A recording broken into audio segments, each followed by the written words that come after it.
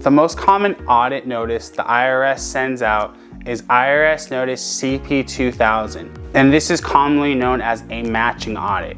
All of your financial information that you get through the year, W-2s, 1099s, etc., get reported to both the IRS and the state government agency if you live in a state where income tax is imposed. Those forms are also issued to you, the taxpayer, so you can file your personal tax returns every year. Now, if any information that the IRS has on file does not agree with the tax return that you filed, then this IRS Notice CP2000 is issued detailing you what the IRS has on file and what your personal tax return reported, and they're also assessing some sort of balance now owed to them. And if the balance is a sizable chunk of change, they're also tacking on a penalty because the discrepancy is so large.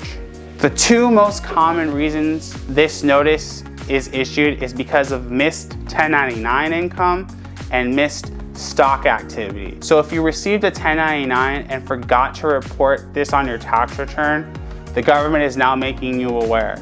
If the IRS is detailing 1099 income that was missed, remember that for the majority of 1099 income, I can deduct tax deductible expenses against that income. I'm not taxed on the total amount of 1099 income I received.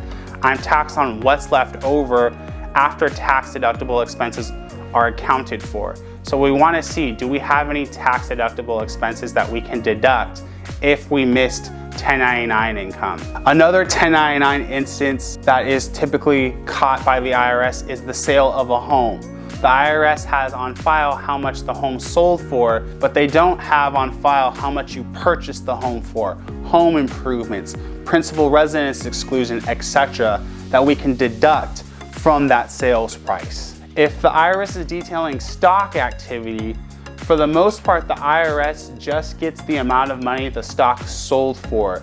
They don't get the basis, what you purchased the stock for.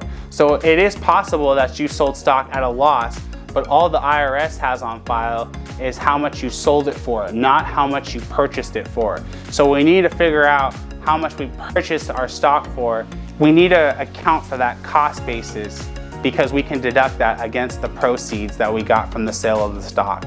If the IRS is also tacking on a penalty because this discrepancy is so large, and we have a clean history of filing on time for the past 3 years, we can simply explain the situation to the IRS, and it is very likely that they will waive that penalty.